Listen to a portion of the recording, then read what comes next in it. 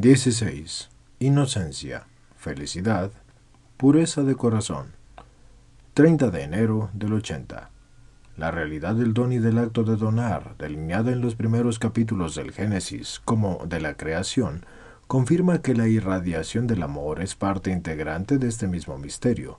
Solo el amor crea el bien y, en definitiva, solo puede ser percibido en todas sus dimensiones y perfiles a través de las cosas creadas y, sobre todo, del hombre. Su presencia es como el resultado final de la hermenéutica del don que aquí estamos realizando. La felicidad originaria, el principio beatificante del hombre a quien Dios creó como varón y mujer, Génesis 1:27. El significado esponsalicio del cuerpo en su desnudez originaria, todo esto expresa el arraigo en el amor. Este donar coherente que se remonta hasta las raíces más profundas de la conciencia y de la subconsciencia y a los últimos estratos de la existencia subjetiva de ambos como varón y mujer y que se refleja en su recíproca experiencia del cuerpo, da testimonio del arraigo en el amor.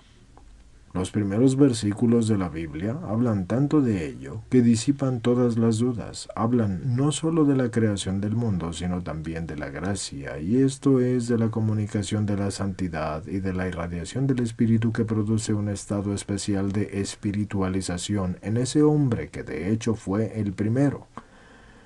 En el lenguaje bíblico, esto es, en el lenguaje de la revelación, la calificación de primero significa precisamente de Dios. Adán, hijo de Dios, Lucas 3:38. La felicidad es el arraigarse en el amor. La felicidad originaria nos habla del principio del hombre que surgió del amor y ha dado comienzo al amor, y esto sucedió de modo irrevocable a pesar del pecado sucesivo y de la muerte. A su tiempo, Cristo será testigo de este amor irreversible del Creador y Padre, que ya se había manifestado en el misterio de la creación y en la gracia de la inocencia originaria, y por esto también el principio común del varón y de la mujer, es decir, la verdad originaria de sus cuerpos en la masculinidad y feminidad hacia el que dirige nuestra atención el Génesis 2:25, no conoce la vergüenza. Este principio se puede definir también como una inmunidad originaria y beatificante de la vergüenza por el efecto del amor. Esta inmunidad nos orienta hacia el misterio de la inocencia originaria del hombre. Es un misterio de su existencia anterior a la ciencia del bien y del mal y como al margen de ésta. El hecho de que el hombre exista en este mundo antecedentemente a la ruptura de la primera alianza con su Creador pertenece a la plenitud del misterio de la creación. Si, como hemos dicho antes, la creación es un don hecho al hombre, entonces su plenitud es la dimensión más profunda y determinada de la gracia, y esto es de la participación de la vida íntima de Dios en su santidad. Esta es también en el hombre fundamento interior y fuente de su inocencia originaria, y con este concepto, y más precisamente con el de justicia originaria, la teología define el estado del hombre antes del pecado original en el presente análisis del principio, que nos allana los caminos indispensables para la comprensión de la teología del cuerpo. Debemos detenernos sobre el misterio del estado originario del hombre. En efecto, precisamente esa conciencia del cuerpo, y más aún la conciencia del significado del cuerpo que tratamos de iluminar a través del análisis del principio, revela la peculiaridad de la inocencia originaria.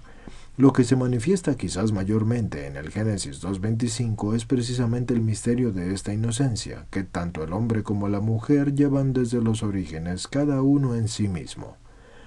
Su mismo cuerpo es testigo en cierto sentido ocular de esta característica, y es significativo que la afirmación encerrada en el Génesis 2:25 acerca de la desnudez recíprocamente libre de vergüenza sea una enunciación única en su género dentro de toda la Biblia, tanto que no se repetirá jamás. Al contrario, podemos citar muchos textos en los que la desnudez está unida a la vergüenza o incluso en el sentido todavía más fuerte a la ignominia.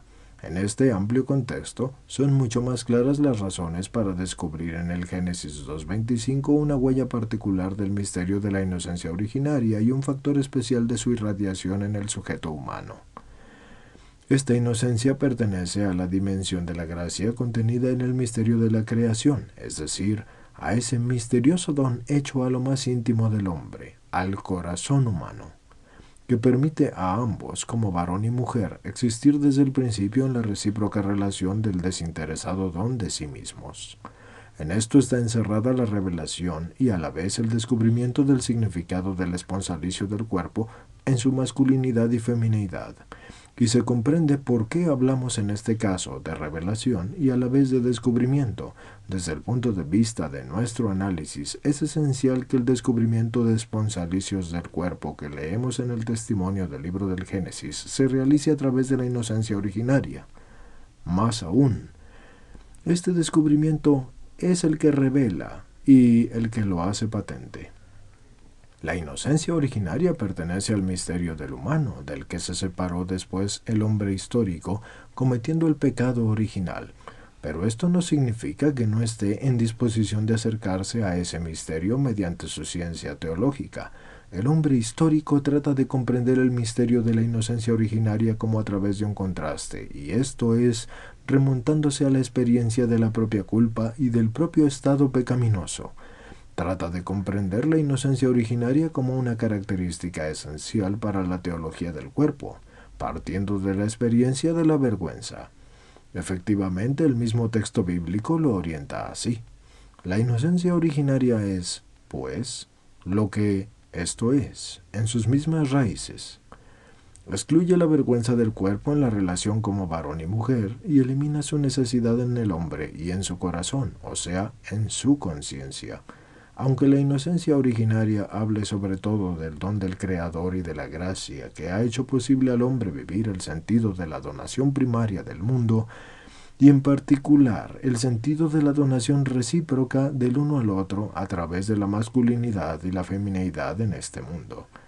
Sin embargo, esta inocencia parece referirse ante todo al estado interior del humano, desde la voluntad humana, al menos indirectamente, y en ella está incluida la revelación y el descubrimiento de toda la dimensión de la conciencia, y obviamente antes del conocimiento del bien y del mal.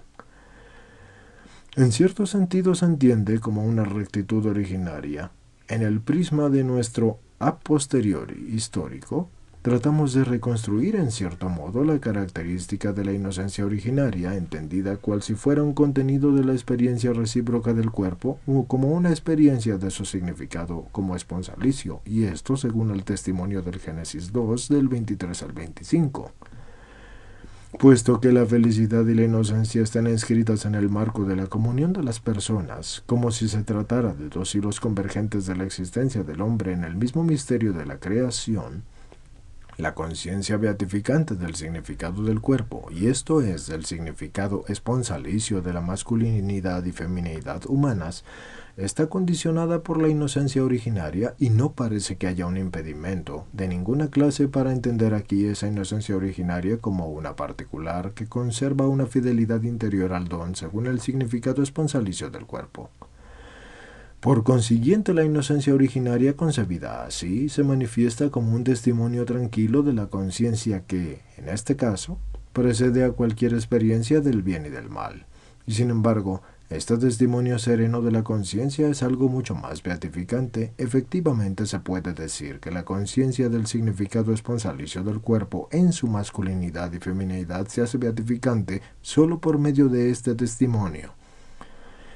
Dedicaremos a la próxima meditación a este tema, y esto es al vínculo que en el análisis del hombre se delinea entre su inocencia, que quiere decir pureza de corazón, y su felicidad. La desnudez en el sentido de la falta del vestido en el antiguo Oriente Medio significaba el estado de abyección de los hombres que eran privados de la libertad, esclavos y prisioneros de guerra o condenados, o los que no gozaban de la protección de la ley.